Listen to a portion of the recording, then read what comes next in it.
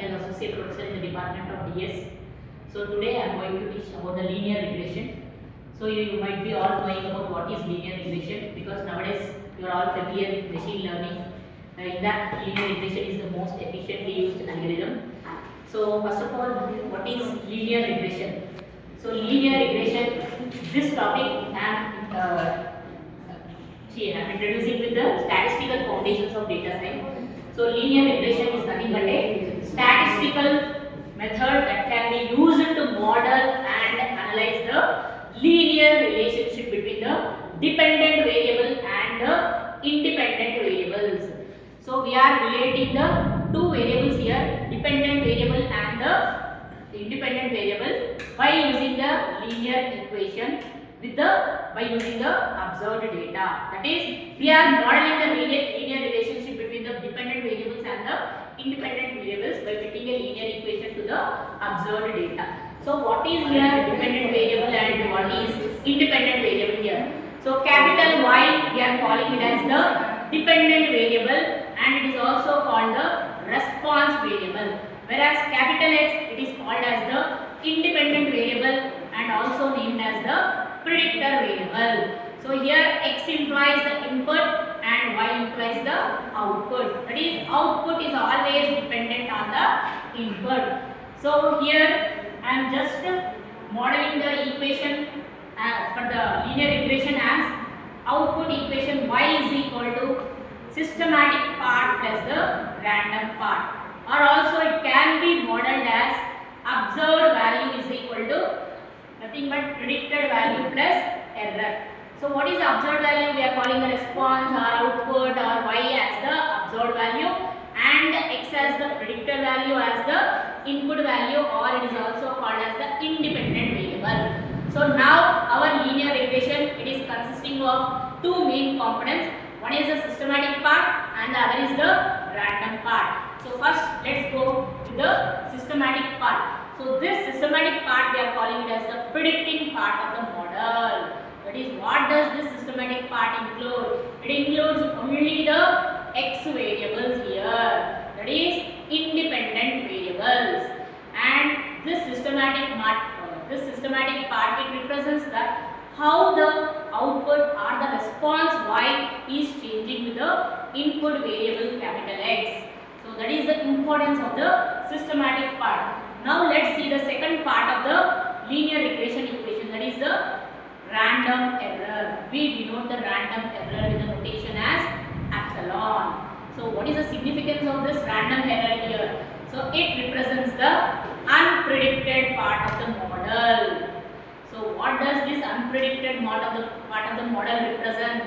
It represents the measurement of error or the natural variations or the random noise, that is unpredicted part. Okay. So here we'll assume this random error part as expected value of this random error always equal to 0 and variance of this random error equal to the sigma square. So we'll take one daily life example for the random part. Suppose two students are preparing for the exam and both students are studying for 5 hours, and on the next day they attended the exam. But one student performed well in the exam and other did not perform well. So what are the factors that made the student not to perform well in the exam? So one thing is her mood, one thing is her luck, and one thing is exam difficulty.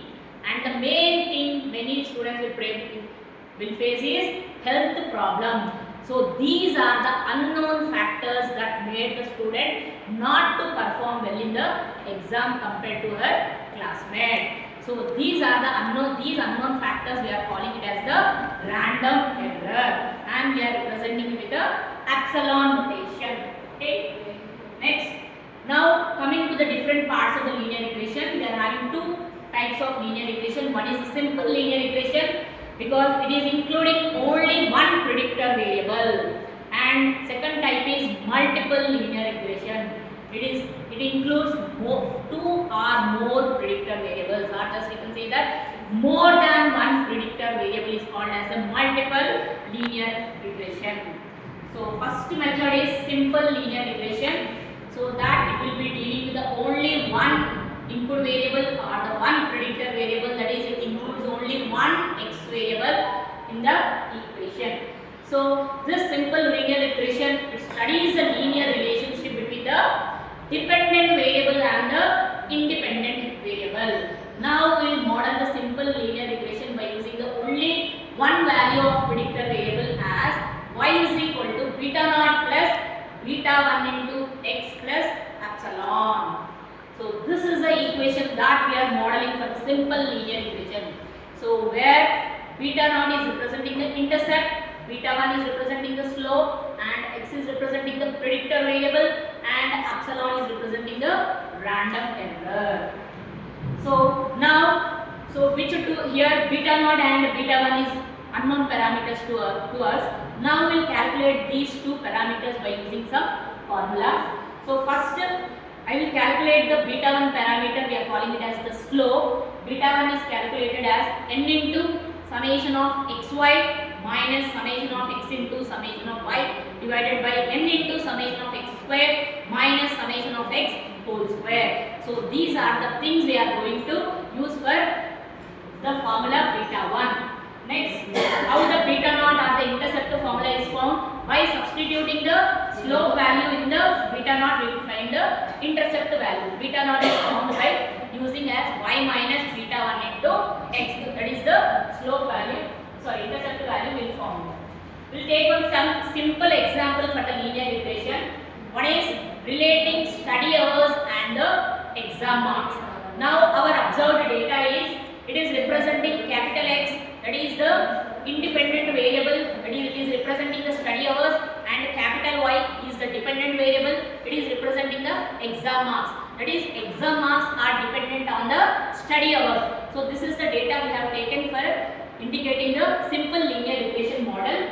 So now we will, in order to find the values of beta naught and beta 1, we will find out all the values individually, that is summation of x, summation of y, summation of xy, summation of x square, summation of x whole square, summation of x into summation of y. All these values we will find out individually, and after calculating the values, we are going to substitute these values in the equation of beta 1. So that is the formula for the beta 1. Now I am substituting all the values.